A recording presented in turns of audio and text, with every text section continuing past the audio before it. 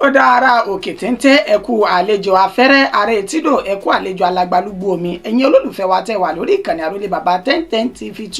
mo mọ̀ kí wá pé ẹkú àlejò àti àmójúbàyànfẹ́ Elédùmarè lórí ìkànnì yìí gẹ́gẹ́ bí ìṣe wa pẹ̀lú bó ṣe jẹ́ wípé ìròyìn ajábalẹ̀ òun náà la máa ń ṣe bẹ́ẹ̀ mú wá sójú mọ́ máwòrán náà tètè gbọ́ ẹ̀yin tẹ́ jẹ́ olólùfẹ́ wa lórí ìkànnì yìí gẹ́gẹ́ bí ìṣe mi àti àṣà mi tí mo máa ń tẹnu mọ́ ní gbogbo ìgbà pé ojú tẹ́ fi ń wò wá ojú náà ò ní fọ́ etí tẹ́ fi ń gbọ́ wetí náà kò nídìí láṣẹ lọ́wọ́ Elédùmarè ìròyìn fún ti àsìkò yìí náà látúnṣe bẹ́ẹ̀ gbálẹ̀ gbòde tá a mú wá sójú mọ́ máwòrán ṣé ẹ ti mọ̀ porúkọ oníròyìn kò kí ń yí padà àyànfẹ́ Elédùmarè olóko tí tèmi ń jẹ́ ẹja máa gbẹ̀kẹ́lu kókó oníròyìn ṣáájú ẹ̀kúnrẹ́rẹ́ rẹ̀ báyìí. Àwọn gómìnà gbogbo ní ilẹ̀ káàárọ̀ òjìrè náà ṣe ìpàdé àpapọ̀ lónìí ní ìpínlẹ̀ Èkó láti jíròrò lórí àwọn ọ̀rọ̀ tó ṣe kókó ní ilẹ̀ káàárọ̀ òjìrè. Mo kábàámọ̀ lórí pé mo ṣàtìlẹ́yìn mo ti ṣe ìpolongo ìbò fún ààrẹ Bọ́lá Ahmed Tinubu ọ̀kan pàtàkì nínú olóyè ẹgbẹ́ òṣèlú APC ní ìpínlẹ̀ Kano ló sọ èyí di mímọ̀. Lábẹ́ bẹ́ẹ̀ làwọn ẹgbẹ́ kan ní ilẹ̀ àríwá tí ń ṣe ilẹ̀ Haúsá ni wọ́n ti sọ mímọ̀ wípé gbogbo bí ó ṣe lè wù kó rí Ganduje ní ẹ̀tọ́ bẹ́ẹ̀ ni kò lè pàṣẹ fáwọn lórí ẹni táwọn yóò dìbò fún nínú ètò ìdìbò tọdún 2027 tó ń bọ̀ yìí. Ọwọ́ àwọn agbófinró ti tẹ arákùnrin tó kéde ìmúrasílẹ̀ ìkọlù àwọn Fúlàní darandaran ní ìpínlẹ̀ Imo èyí tó fi àwọn ènìyàn nú agbègbè náà sínú hílàhílo. Àwọn agbébọn náà ṣekú pa akẹ́kọ̀ọ́ jáde ilé ẹ̀kọ́ gíga ní ìpínlẹ̀ Abia. Àwọn agbófinró Nàìjíríà náà ti ń gbófin janlẹ̀ báyìí pẹ̀lú bí ikọ̀ Àmọ̀tẹ́kùn bó ṣe dojú ìjà kọ ọlọ́pàá ikọ̀ ọlọ́pàá dojú ìjà kọ ọmọ ogun ojú òfurufú nígbàtí ikọ̀ civil defence náà tán dojú ìjà kọ ọlọ́pàá ní ìpínlẹ̀ mẹ́ta ọ̀tọ̀ọ̀tọ̀ ẹ yóò máa gbẹ́kúnrẹ́rẹ́ rẹ̀ láìpẹ́. Nítorí pé awakọ̀ kan ṣe àṣemáṣe tó ṣe ìpalára fún ọlọ́pàá ojú òpópónà ní ìpínlẹ̀ Kaduna ilé ẹjọ́ májísírèètì pàṣẹ kí wọ́n lọ rè bọ́ awakọ̀ náà ní búlálà 15. Ìròyìn náà rèé ní ẹ̀kúnrẹ́rẹ́ báyìí. Àwọn gómìnà gbogbo ní ilẹ̀ káàárọ̀ òjìrè ni wọ́n ti ṣe ìpàdé àpapọ̀ lónìí ní ìpínlẹ̀ Èkó láti jíròrò lórí àwọn ọ̀rọ̀ tó ṣe kókó ní ilẹ̀ káàárọ̀ òjìrè náà. Gẹ́gẹ́ bí kọmíṣánná fẹ́tò ìròyìn àti ìlànà àtẹ̀lé ní ìpínlẹ̀ Èkó Gbẹ́ngà Ọmọ́tọ̀ṣọ́ bó ṣe ti kéde rẹ̀ ṣáájú níbi tó ti sọ bímọ wípé gómìnà Babájídé Sanwó-Olú tó jẹ́ gómìnà ní ìpínlẹ̀ Èkó tó sì tún jẹ́ alága fún àwọn gómìnà ilẹ̀ káàárọ̀ òjìrè gbogbo òní yóò máa gba àlejò àwọn gómìnà ní ilẹ̀ káàárọ̀ òjìrè ní ilé ìjọba tí ń bẹ ní Ìkẹjà tí ń ṣe ìpínlẹ̀ Èkó lẹ́ni tí ń ṣe ọjọ́ 13 oṣù kejì ọdún 2025 níbi tó ti ṣe ní àlàyé wípé àwọn kókó ọ̀rọ̀ tí wọ́n fẹ́ máa ṣe àgbéyẹ̀wò òun náà níbi oúnjẹ yóò ṣe sàn wábọ̀ ní yanturu àti bí ìdàgbàsókè tó péye yóò ṣe bá ètò ọrọ̀ ajé ilẹ̀ káàárọ̀ òjìrè níbi tó tún ti sọ nímọ̀ wípé wọn yóò tún máa mẹ́nuba àwọn ọ̀rọ̀ tó ní ṣe pẹ̀lú ètò ààbò ilẹ̀ káàárọ̀ òjìrè lásìkò tá a fi ń kó ìròyìn jọ níṣe ni àwọn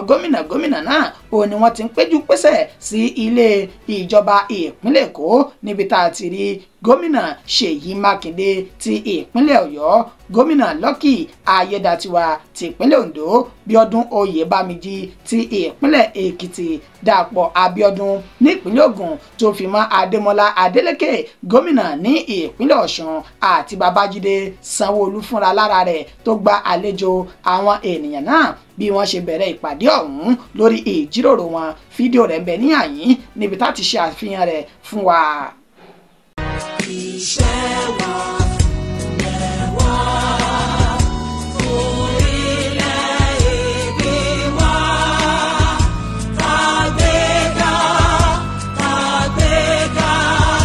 tàgbéga fàyè rí ìgbàgbọ́ wa ní pé láti dẹ́rù làgbọ́ mọ́ ká ṣiṣẹ́.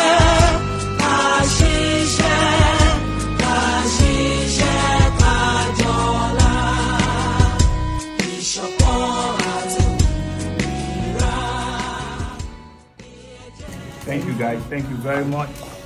We are starting yet another Southwest Government Forum meeting, and I'm happy that all my brother governors have made out time for this very critical meeting. See, they all took this meeting very, very seriously. That's why there's no representation now. Everybody is here present to advance the cause of our region and to discuss things that are germane and important to all of our 6 states. Mo kábàámọ̀ lórí pé mo ṣe àtìlẹ́yìn àti ìpolongo ìbò fún ààrẹ Bọ́lá Ahmed Tinubu, ọ̀kan pàtàkì nínú olóyè ẹgbẹ́ òṣèlú APC ní ìpínlẹ̀ Kano, òun ló sọ èyí sóde. Ẹni tó jẹ́ ọ̀kan gbòógì nínú ẹgbẹ́ òṣèlú APC tó fi ìpínlẹ̀ Kano ṣe ibùgbé, Alhaji Abdulmajid Dambiliki ó ní ó fi ìròyìn náà tó fi léde síta lásìkò tó ní ìtàkùrọ̀sọ pẹ̀lú ikọ̀ oníròyìn èyí tí ń pè ní Daily Post ní orí ẹ̀rọ ìbánisọ̀rọ̀. Ibẹ̀ ló ti ṣe ní àlàyé wípé nígbà tí àwọn ń ṣe ìpolongo ìbò fún ààrẹ Bọ́lá Ahmed Tinubu, níṣe làwọn lérí lẹ́ka fáwọn ènìyàn ìpínlẹ̀ ọ̀hún wípé ìjọba àwọn lábẹ́ àṣà ẹgbẹ́ òṣèlú APC yóò ṣe gudugudu méje tó ń ti yàyà mẹ́fà fún àwọn ènìyàn náà. Ó ní ṣùgbọ́n òun kábàámọ̀ tóun sì kárù àbámọ̀ bẹ́ẹ̀ rí látìgbà tóun ti délé ayé nípa ìjákulẹ̀ èyí tí kò lẹ́gbẹ́ tí ààrẹ Bọ́lá Ahmed Tinubu tó ṣe fún àwọn ènìyàn, tó sì já wọn nítàn mọ́ lórí gbogbo àdéhùn àti ìlérí èyí tí àwọn ti ṣe. Ó ní ìṣèjọba ààrẹ Bọ́lá Ahmed Tinubu ó ló fi àwọn lọ́kàn balẹ̀ tẹ́lẹ̀tẹ́lẹ̀ rí wípé ohun gbogbo yóò tún sàn wá bọ̀ ju ti àtẹ̀yìnwá lọ. Ó ní ṣùgbọ́n ṣé ká má parọ́, àìsí oúnjẹ ẹ̀ẹ̀mẹ́ta lójúmọ́ ó ti dìnira fáwọn olùgbé ní orílẹ̀-èdè Nàìjíríà, níbi tí kò tó ti sí ètò ààbò tó péye, tó ṣe pé àlè rìn bó ṣe wù wá mọ́ ní orílẹ̀-èdè yìí lábẹ́ ìṣàkóso ààrẹ Bọ́lá Ahmed Tinubu. Ó tún sọ dímọ̀ wípé ẹ̀bẹ́yìn náà tiẹ̀ rí bí ọrọ̀ ajé orílẹ̀-èdè Nàìjíríà bó ṣe dẹnu kodò bí ẹ̀rọ afami. Oníṣẹ́ gbogbo tá a ṣe nílérí fáwọn èèyàn wa rèé. Ó ní bó bá wá rí bẹ́ẹ̀, àwọn gbọ́dọ̀ tọrọ àforíjìn lọ́dọ̀ àwọn ènìyàn, nínú ẹ̀ tí ó sì ti pé gbogbo àwọn ènìyàn ìpínlẹ̀ Kano èyí tí ó ti fi ẹnu yana sọ́bẹ̀ fún tẹ́lẹ̀ ṣáájú wípé ààrẹ Bọ́lá Ahmed Tinubu yóò ṣe gudugudu méje, àti èyí tó ti fẹnu yára sọ́bẹ̀ tẹ́lẹ̀ fún wípé ààrẹ Bọ́lá Ahmed Tinubu yóò ṣe gudugudu méje àti yàyà mẹ́fà fún wọn. Ó ní fún ìdí èyí mo máa tọrọ àforíjìn, ẹ foríjìn mi lórí ọ̀rọ̀ tá a ti sọ ṣáájú yìí. Èmi gan lára mi mo kábàámọ̀ lórí pé mo ṣe àtìlẹ́yìn fún ààrẹ Bọ́lá Ahmed Tinubu. Lábẹ́ bẹ́ẹ̀ làwọn ẹgbẹ́ kan ní ilẹ̀ Haúsá tí wọ́n ti sọ̀kò ọ̀rọ̀ sí ẹni tó jẹ́ olórí àti alága fún ẹgbẹ́ òṣèlú APC Umaru Ganduje lórí ọ̀rọ̀ pé kí wọ́n fi ara wọn sínú kí Tinubu fi dára tiẹ̀ tán. Tí ẹ bá gbàgbé àti múròyìn kan wá ṣáájú níbi tí ẹni tó jẹ́ alága fún ẹgbẹ́ òṣèlú APC jákèjádò orílẹ̀-èdè Nàìjíríà Umaru Ganduje tó ti fi ìròyìn náà léde wípé kí gbogbo àwọn ènìyàn tí wọ́n bá ní àdìsọ́kàn àbí èròǹgbà láti díje sí ipò ààrẹ lọ́dún 2027 kan sì fi pamọ́ ná kó fi di ọdún 2031, èyí tó ń túmọ̀ sí wípé ààrẹ Bọ́lá Ahmed Tinubu ní ẹgbẹ́ òṣèlú náà sì fẹ́ lò. Òun sì ni àwọn yóò ṣe àtìlẹ́yìn fún. Ganduje ṣe ní àlàyé pé nígbà tí àwọn Haúsá tí wọ́n ti ṣe bẹ́ẹ̀ lo ọdún 8 gbáko lórí àlééfà, ó ní kò sí àní-àní ìgbà tó ti kan ilẹ̀ káàárọ̀ òjìrè báyìí dandan ni káwọn náà lo ọdún 8 wọn gbáko. Nínú ètò fi rọ gbogbo àwọn ènìyàn tán wá láti ilẹ̀ àríwá wípé bẹ́ẹ̀ bá ní àdìsọ́kàn rẹ̀ ẹ tètè fi pamọ́ di ọdún 2031. Àmọ́ báyìí níṣe ni àwọn ìgbìmọ̀ àti ẹgbẹ́lẹ́gbẹ́ tó fi mọ́ ọgbàlọ́gbà àti àjọ lájọ tí wọ́n ti sọ̀kò ọ̀rọ̀ sí Umaru Ganduje lórí ọ̀rọ̀ tó sọ wípé káwọn fi ara wọn sínú kí Tinubu fi dá ara tiẹ̀ tán ná, nígbà tí ẹgbẹ́ the Arewa Consultative Forum ACF tí wọ́n fi ìròyìn léde láti ẹni tó jẹ́ akọ̀wé wọn ọ̀jọ̀gbọ́n Tukur Muhammed Baba, èyí tó ṣe ní àlàyé oníṣẹ́ rí ọ̀rọ̀ tí Ganduje sọ yìí ọ̀rọ̀ ọmọdé ni, kò sì ní ìmí nínú bí tí ń wù kó mọ̀. Oníbò ni Umaru Ganduje yóò ṣe máa làlé àwọn lọ́wọ́ ní gbogbo ilẹ̀ Haúsá yìí. Ó ní tó bá jẹ́ pé ní táwọn fẹ́ bá lọ nù kí àwọn máa bá lọ, ṣùgbọ́n kò lẹ́tọ̀ọ́ láti mọ yàn lé àwọn lọ́wọ́ pé àwọn gbọ́dọ̀ dìbò fún ààrẹ Bọ́lá Ahmed Tinubu. Ó ní ẹni tó bá wù àwọn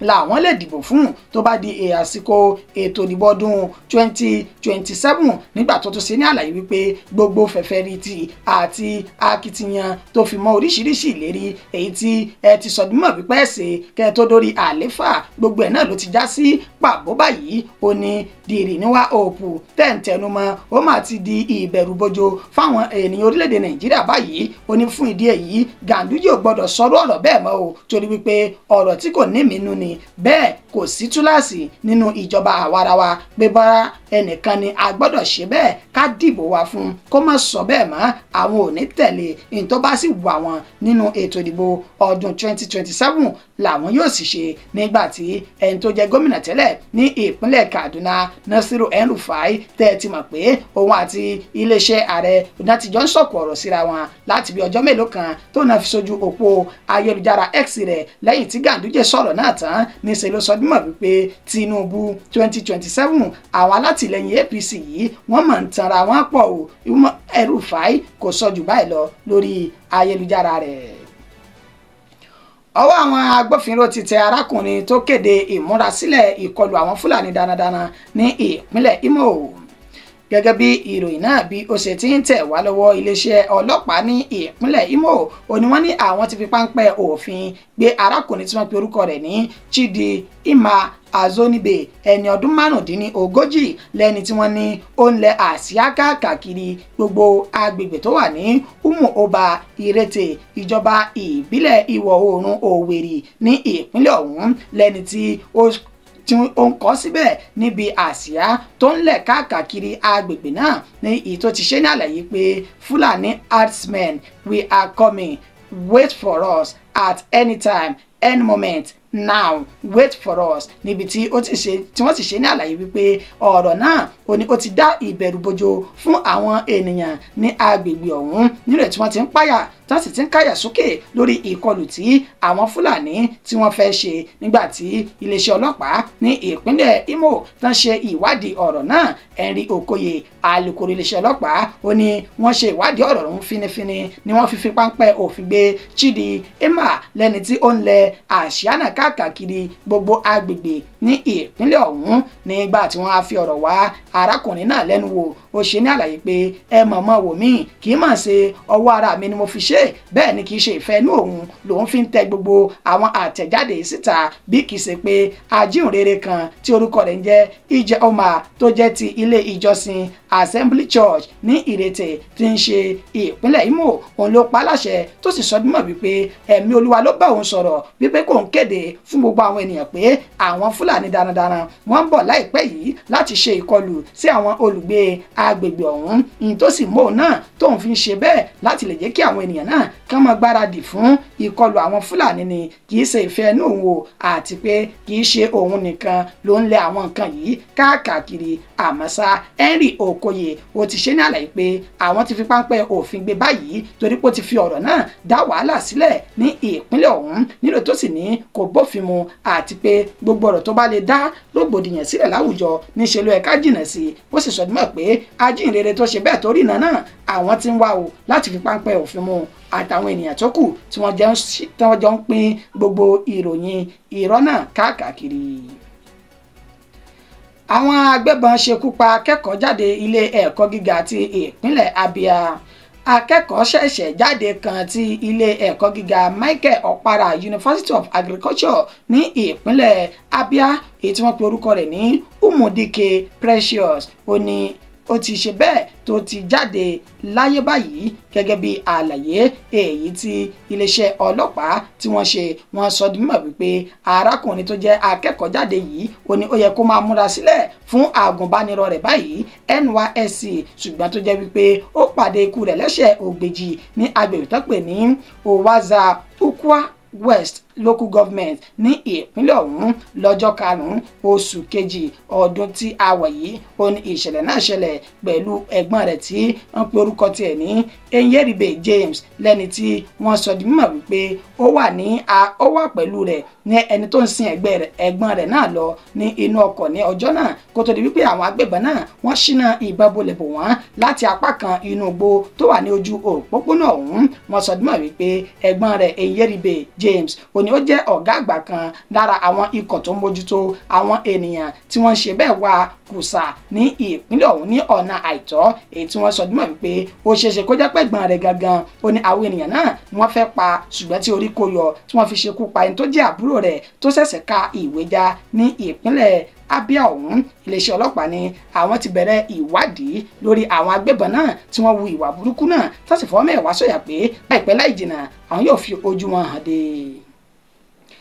Àwọn agbófinró orílẹ̀-èdè Nàìjíríà náà ti ń gbófin jalẹ̀ báyìí pẹ̀lú bí ikọ̀ Àmọ̀tẹ́kùn bọ́n ṣe dojú ìjà kọ ọlọ́pàá ikọ̀ ọlọ́pàá dojú ìjà kọ ọmọ ogun ojú òfurufú nígbà tí civil defence táwọn náà dojú ìjà kọ ọlọ́pàá ní ìpínlẹ̀ 3 ọ̀tọ̀ọ̀tọ̀.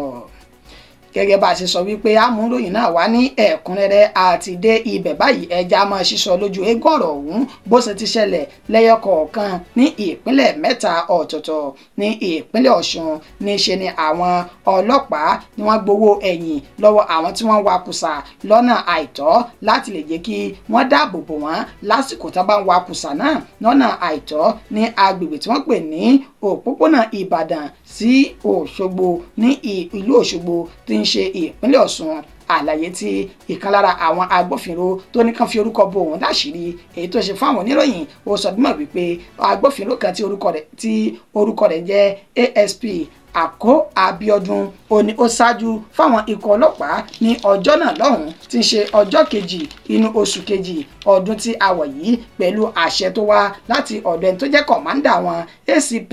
Ìgè Adékúnlé kọ̀mándà Mọ̀pó 39 ní Òṣogbo tí ń ṣe olúlu ìpínlẹ̀ Ọ̀ṣun níbi tó ti sọ nímọ̀ wípé wọ́n ti gba àbẹ̀tẹ́lẹ̀ lọ́wọ́ àwọn ènìyàn tí wọ́n wakùsà ọ̀hún tó sì ní kí àwọn agbófinró kí wọ́n máa dáàbò bo àwọn lọ́dọ̀ àwọn ẹ̀ṣọ́ aláàbò tó kù kí wọ́n má bàa ṣe bẹ́ẹ̀ ṣe ìkọlù sí wọn. Sí ìyàlẹ́nu ikọ̀ Àmọ̀tẹ́kùn bí wọ́n ṣe débẹ̀ níṣe ni wọ́n sọ dímọ̀ wípé ẹni tí ó ṣáájú wọn yìí ikọ̀ Abíọ́dún ó ti kẹ́fì páwọn Àmọ̀tẹ́kùn ọ̀hún bọ̀ tó sì bẹ́ ẹsẹ̀ tiẹ̀ sọ̀rọ̀ tó júbà ehoro ṣùgbọ́n kò fún àwọn ọmọlẹ́yìn rẹ̀ tó kó mọ́ra kò fún wọn lára tó fi gbé ìgbésẹ̀ yìí. Kété tí àwọn ikọ̀ Àmọ̀tẹ́kùn débẹ̀ níṣe ni wọ́n ṣínà ìbọn bolẹ̀ tí àwọn agbófinró táwọn náà sì ṣínà ìbọn bolẹ̀ pẹ̀lú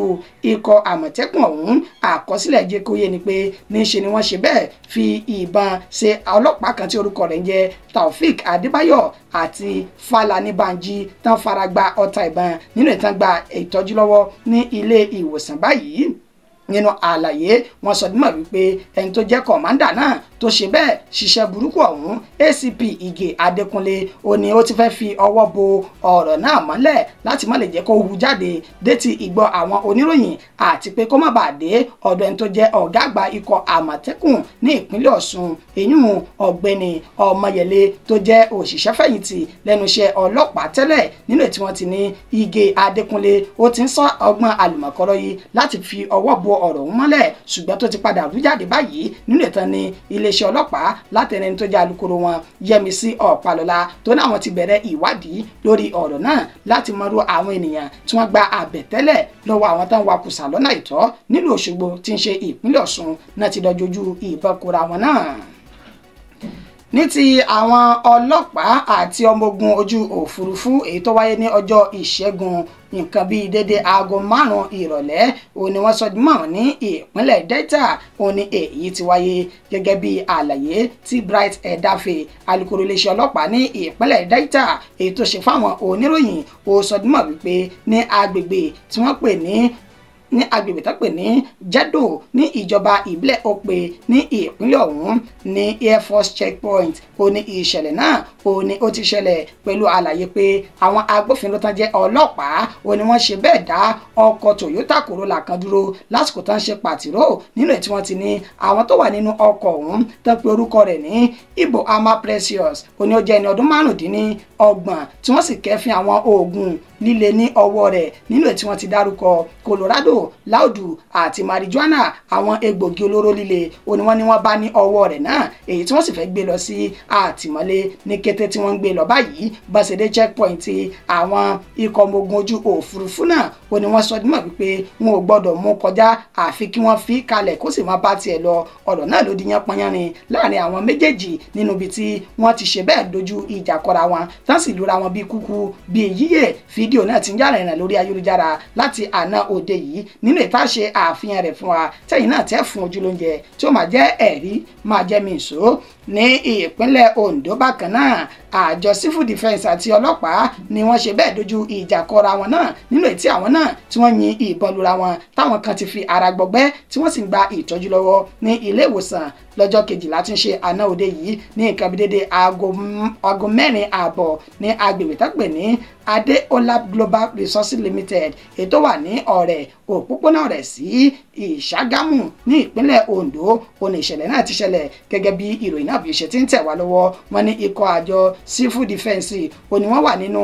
ọkọ̀ kan tán pè ní gun truck àti Hilux mẹ́ta ọ̀tọ̀ọ̀tọ̀ tó sì ń sáré bọ̀ ní àṣà kọjá bó ṣe tọ́ àti bó ṣe yẹ wọn ní bó ṣe débi tí àwọn agbófinró yìí wà níbi tó jẹ́ pé ìlànà àti òfin náà tẹ̀lé láti dúró síbẹ̀ yàn àwọn agbófinró níṣe ni àwọn ikọ̀ civil defence wọn ò fi àyè sílẹ̀ fún àwọn agbófinró náà láti ní ìtàkùrọ̀sọ pẹ̀lú wọn bọ́n ṣe bẹ̀rẹ̀ sí ní fẹ́ gba ìbọn lọ́wọ́ àwọn agbófinró bẹ́ẹ̀ làwọn agbófinró náà ṣe bí ọmọ akin náà bá bẹ̀rẹ̀ sí ní dojú ìjà kọra wọn nínú ìtàn ti sọdúnmọ̀ wípé agbófinró méjì òní ó ti di àwátì báyìí nígbà tí ọ̀kan lára àwọn ikọ̀ civil defence tó fi ara gbọgbẹ́ yamayama látàrí ìkọlù ọ̀hún èyí tán jọ ṣe síra wọn náà.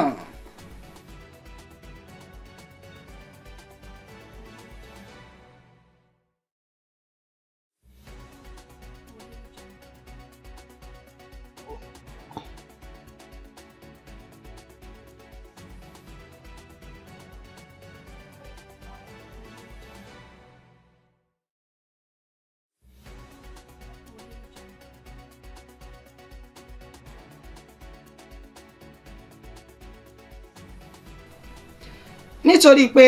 awakọ̀ yìí ṣe àṣemáṣe pẹ̀lú ọlọ́pàá kan ní ìpínlẹ̀ Kaduna èyí tó fa ìjàmbá fún ọlọ́pàá ọ̀hún ilé-ẹjọ́ májísírèètì ló pàṣẹ kí wọ́n bó awakọ̀ náà kí wọ́n bó ní búlálà 15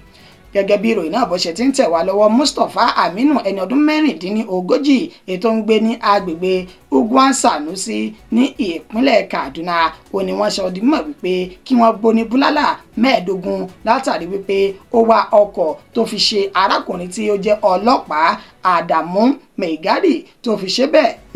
ṣe ní èṣe nínú àlàyé tí adájọ́ Ibrahim Emmanuel èyí tó ṣe ó sọ di mọ̀ wípé ní ọjọ́ 29 oṣù kínní ọdún táwọ̀ yìí ní nǹkan bí dédé aago 2 ó ní ìṣẹ̀lẹ̀ náà ṣẹlẹ̀ pẹ̀lú bí awakọ̀ ọ̀hún Mustapha Aminu bó ṣe wá ọkọ̀ ní ìwàkuwà tí ọlọ́pàá Adamu Meigari tó sì dá dúró láti bá wí lórí ìwà tó wù ọ̀hún nígbà tí wọ́n ní ìtàkùrọ̀sọ olódi èdè àìyedè nínú ètí wọ́n ti sọ dímọ̀ pé Mustapha Aminu ó ṣe bẹ́ẹ̀ fọ́ pọ́npọ́ mọ́ Adamu Meigari lórí torí rẹ̀ sì ṣe bẹ́ẹ̀ tó bẹ́jẹ̀ tó fi ara pa nígbà tí ó sì dé iwájú ilé ẹjọ́ ó ní yẹ́sà adájọ́ mo mọ̀ jẹ̀bi olúwa mi ẹ̀ ṣàforíjì mi kẹ́ ẹ̀ sì ṣèdájọ́ mi ní fúfúyẹ́ èló mú kí adájọ́ Ibrahim Emmanuel tó wá pa láṣẹ wípé ẹ lọ rè tọ́jú búlálà kẹ́ ẹ̀ sì bo ní búlálà 15 kó lè máa jẹ́ ẹ̀kọ́ fún un àti irú àwọn ènìyàn bíi tiẹ̀ wípé tí agbófinró bá ń ṣiṣẹ́ wọn bí iṣẹ́ wọ́n gbọ́dọ̀ máa fi ọ̀wọ̀ àti àpọ́nlé fún ìjọba torí pé ìjọba ló wà nínú aṣọ tí àwọn agbófinró náà èyí tí wọ́n wọ̀ ọ̀hún. ìròyìn wa kò jù báyìí lọ fún ti àsìkò yìí àkí oníyan wípé ẹ̀ṣẹ̀ ọlọ́kẹ̀ẹ́ṣẹ́ èyí tẹ́ bá wa jẹ́ ikú àìbínú títí dìgbà tí a tún padà máa fún wa ní ìròyìn mi ó kọ́ mi ò ní yí padà o àyànfẹ́ Elédùmarè òun lèmi ń jẹ́ ó dàbọ̀ fún ti àsìkò yìí.